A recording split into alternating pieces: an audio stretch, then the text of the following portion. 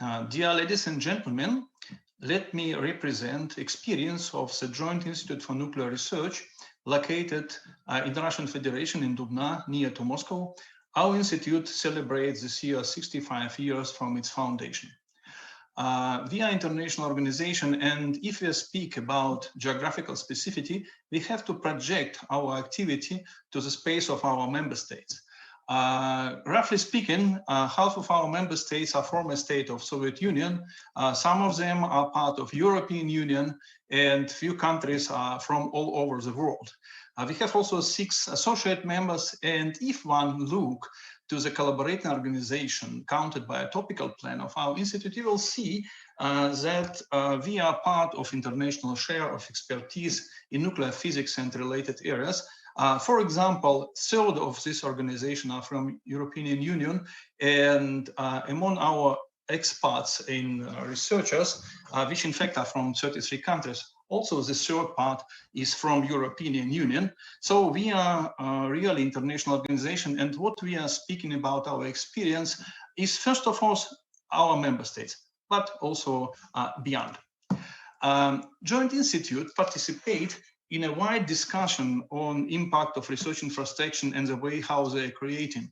So that's best practices, technological solutions, scientific profile, and education, outreach, user policies, etc. And we may say that GNR become an interesting platform for a discussion of such kind.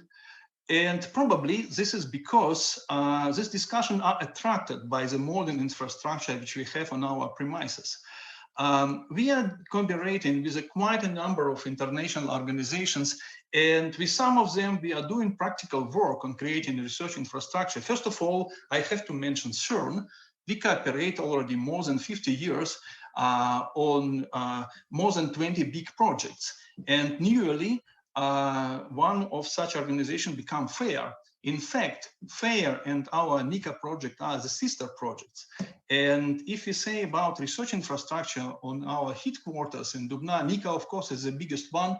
And as you may judge from this picture, this is really something what's happening today. Some part of NICA already ready, data taken by the first detector collaboration already since 2018. Recently, we launched the first part of accelerator system booster. Nucleatron is already working, and after modernization is ready to participate in this accelerator complex. And very soon we will get our detector system and the collider as well. And the basic cost of NICA is about 500 million US dollar. And of course, our member states and participation country are attracted by the industrial opportunities.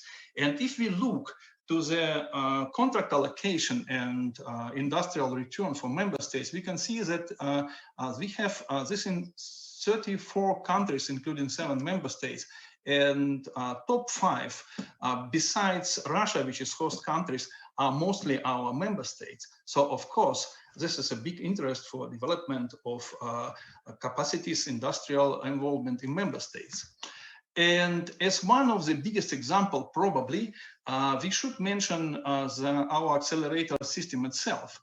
Since it's a superconductor accelerator, quite a number of technologies are involved in this accelerator, and impact of NICA complex would be clearly exemplified.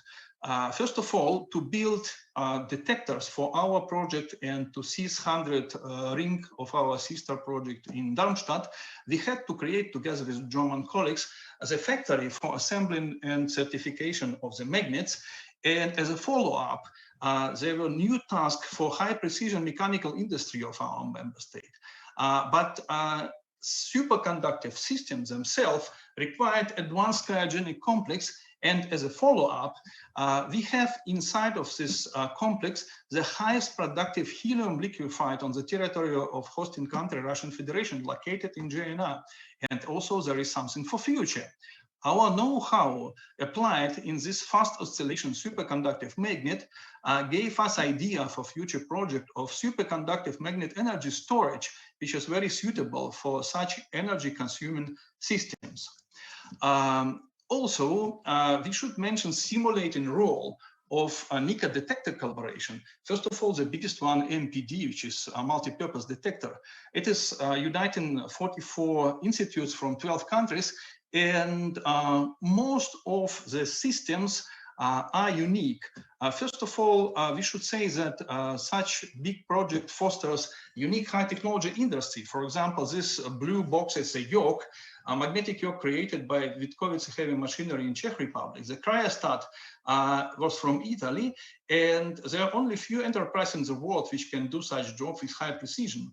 Also, collaboration promotes creating intellectual cluster in universities. An example, internal parts, for example, electron calorimeter subsystem is driven by the university consortium in China, as well as beam detector scintillator array by university consortium in Mexico.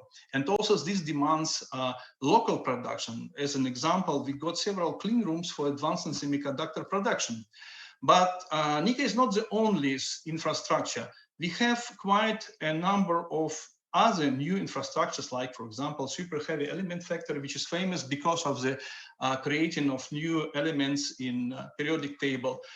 We have our own pulse reactor, unique with mechanical modulation and with a set of instruments. With own user policy. Recently, we got our supercomputer. And let me mention also one project which can be considered as a joint infrastructure with Russian Federation. It's a Baikal deep water neutrino telescope. And one of the impact of this telescope is a growing of local capacity in Irkutsk, which is near to the site. We are working together with the university on establishing joint research center of detector production. But maybe the brightest example of our technology transfer outside of the hosting country is Kazakhstan. 15 years ago, we launched a quite interesting cyclotron complex, which was done with active participation of students, engineering and physics students from Kazakhstan.